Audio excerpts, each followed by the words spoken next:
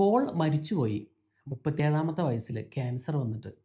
Cancer ആണെന്ന് diagnose ചെയ്യണതിന് തൊട്ട് മുമ്പേ വരെ പോളിന് ജീവിക്കാൻ സമയമില്ലായിരുന്നു. തനിക്ക് ഏറ്റവും ഇഷ്ടപ്പെട്ട ന്യൂറോ സർജൻ ആവുക എന്നുള്ള സ്വപ്നത്തിൻ്റെ പുറകിൽ പാഞ്ഞു ഓടിക്കൊണ്ടിരിക്കുകയായിരുന്നു. ഈ ക്യാൻസർ ഡയഗ്നോസിസ് അറിഞ്ഞതിന് ശേഷം അതിൻ്റെ ട്രീറ്റ്മെൻറ്റ് എടുത്തതിന് ശേഷമാണ് പോളിന് മനസ്സിലായത് ഇനി തനിക്ക് ഒരിക്കലും ആ ജോലി ചെയ്യാൻ പറ്റില്ലായിരുന്നു എന്ന്. കാരണം അത് അദ്ദേഹത്തിൻ്റെ കൈകളെ ഒത്തിരി തളർത്തി കളഞ്ഞായിരുന്നു. പിന്നീട് അങ്ങോട്ടാണ് പോൾ ജീവിതം എന്താണെന്നും ജീവിതത്തിൻ്റെ അർത്ഥം എന്താണെന്നും തിരിച്ചറിഞ്ഞത്. പിന്നീടുള്ള സമയം പോൾ തൻ്റെ ഏറ്റവും പ്രിയപ്പെട്ട ഫാമിലിയുടെ കൂടെ, ഒപ്പം തനിക്ക് ഏറ്റവും ഇഷ്ടപ്പെട്ട കാര്യങ്ങൾ ചെയ്ത്, അതായത് പുസ്തകം വായനയും എഴുത്തും ഒക്കെ ആയിട്ടാണ് പോളിൻ്റെ ജീവിതം പിന്നീട് ഇങ്ങോട്ട് കഴിച്ചുകൂട്ടിയത്. വളരെ കുറച്ച് സമയം ഉണ്ടായിരുന്നുള്ളൂ. ജീവിതം ചിലപ്പോഴൊക്കെ അങ്ങനെയാ. നമ്മളെ കുറേ കാര്യങ്ങൾ പഠിപ്പിക്കാനായിട്ട് ഒത്തിരി സമയമെടുക്കുമായിരിക്കും.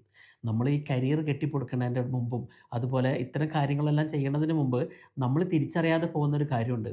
ജീവിതത്തിലെ ചില സമയങ്ങളിൽ ഏറ്റവും അവസാന നിമിഷങ്ങളിൽ നമ്മളുടെ കൂടെ ഉണ്ടാവണത് നമ്മളുടെ പ്രിയപ്പെട്ടവരും ഫാമിലിയും ഒക്കെ തന്നെയാണെന്ന്. ഞാനും എൻ്റെ ഒരു 10,000-3000 ആളുകളുടെ അവരുടെ അവസാന നിമിഷത്തിൽ അവരുടെ അടുത്ത് സംസാരിക്കാനുണ്ടായ അനുഭവം കൊണ്ട് എന്നെ പഠിപ്പിച്ചത് അത് തന്നെയാണ്.